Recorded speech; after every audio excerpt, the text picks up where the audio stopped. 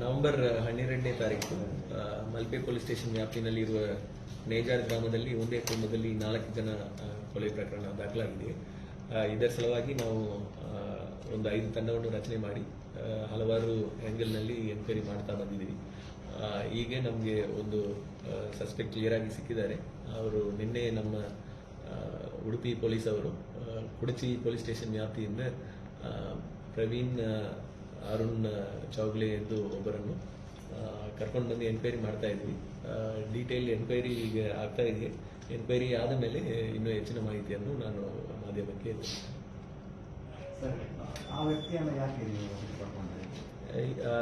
Based on technical analysis and human intelligence ನಮಗೆ ಆ ವ್ಯಕ್ತಿ ಮೇಲೆ ಅನುಮಾನ ಇದೆ.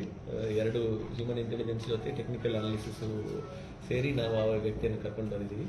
ಸೊ ಇನ್ವೆಸ್ಟಿಗೇಷನ್ ಇವತ್ತು ನಮಗೆ ಸ್ವಲ್ಪ ಇನ್ನೂ ಡೀಟೇಲ್ ಪಿಕ್ಚರ್ ಸಿಗುತ್ತೆ. ಸಂಜೆ ಒಳಗೆ ಏನು ಮೋಟಿವ್ ಅಂಡ್ ಅದರ್ ಥಿಂಗ್ಸ್ ಅನ್ನು ಡೀಟೇಲ್ ಆಗಿ ಎನ್ಕ್ವೈರಿ ಮಾಡ್ತೀವಿ. ಅವರು ಟೈಮಿಂಗ್ಸ್ ಏನಿದೆಯೋ ಲೀಗಲ್ ಪ್ರೊಸೀಜರ್ ಪ್ರಕಾರ ಅದರ ಪ್ರಕಾರ ಟೈಮಿಂಗ್ ಒಳಗೆ ಪ್ರೊಡ್ಯೂಸ್ ಮಾಡ್ತೀವಿ. ಅದು ಎಲ್ಲ ಮಾಹಿತಿ ಎನ್ಕ್ವೈರಿ ತನಿಖಾಧಿಕಾರಿ ಎನ್ಕ್ವೈರಿ ಮಾಡಿ ವರದಿ ಕೊಟ್ಟಿದ ಮೇಲೆ ಡೀಟೇಲ್ ಆಗಿ ಆಮೇಲೆ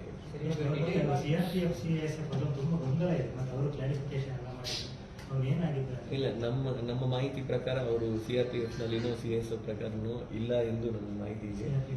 ಯಾವುದೋ ಸಿವಿಲ್ ಪೊಲೀಸ್ನಲ್ಲಿ ಇರಬಹುದು ಎಂದು ಮಾಹಿತಿ ಇದೆ. ಅದು ಇನ್ನೂ ವೆರಿಫೈ ಮಾಡ್ತಾ ಇದ್ವಿ. ವೆರಿಫೈ ಮಾಡಿದ ಮೇಲೆ ಸಂಜೆ ಎಲ್ಲ ಡೀಟೇಲ್ಸ್ ಸಂಜೆ ಕೊಡ್ತೀವಿ. ಡಿಟೈನ್ ಮಾಡಿದ್ವಿ. ಸಂಜೆ ಅರೆಸ್ಟ್ ಪ್ರೊಸೀಜರ್ ಇನ್ ಕೇಸ್ ಅವ್ನು ಬೇಕೆಂದ್ರೆ ಅವನ ಮೇಲೆ ಎನ್ಕ್ವೈರಿ ಮಾಡಿ ಇನ್ವೆಸ್ಟಿಗೇಷನ್ ನಲ್ಲಿ ಅವ್ರ ಪಾತ್ರ ಕಂಡು ಬಂದ್ರೆ ಅವರನ್ನ ಅರೆಸ್ಟ್ ಮಾಡ್ತೀವಿ. ಆಮೇಲೆ ಸರ್, ಇದು ಹಣಕಾಸು ಪ್ರೇಮ ಎಲ್ಲ ಮತ್ತೆ ಅದೇ ವಿಷಯವನ್ನು ನಾವು ಎನ್ಕ್ವೈರಿ ಮಾಡಿದ ಮೇಲೆ ತಿಳಿಸಬೇಕಾಗುತ್ತೆ. ಬೆಳಗಾವಿನಲ್ಲಿ ಅವರು ಕುಡಚಿನಲ್ಲಿ ಎಲ್ಲಿ ಅರೆಸ್ಟ್ ಮಾಡಿದ್ದಾರೆ ಎಂದು ಇನ್ಸ್ಪೆಕ್ಟರ್ ವರದಿ ತಗೊಂಡಿದ ಮೇಲೆ ನಾನು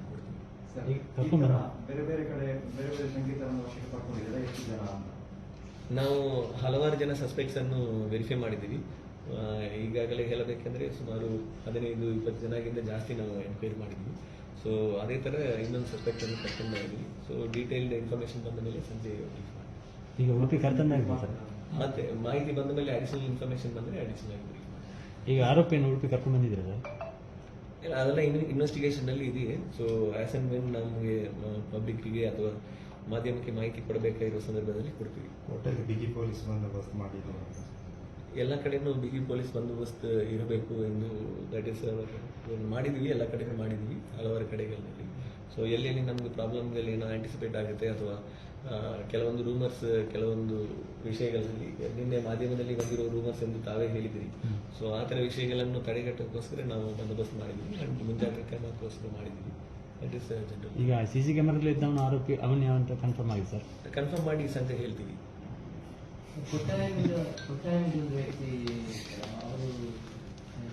ಇನ್ವೆಸ್ಟಿಗೇಷನ್ ಮುಗಿದ ಮೇಲೆ this is my official statement. ಈಗ it is not the time to probe. ನಾನು ಇದರಲ್ಲಿ this is my official statement. Proceed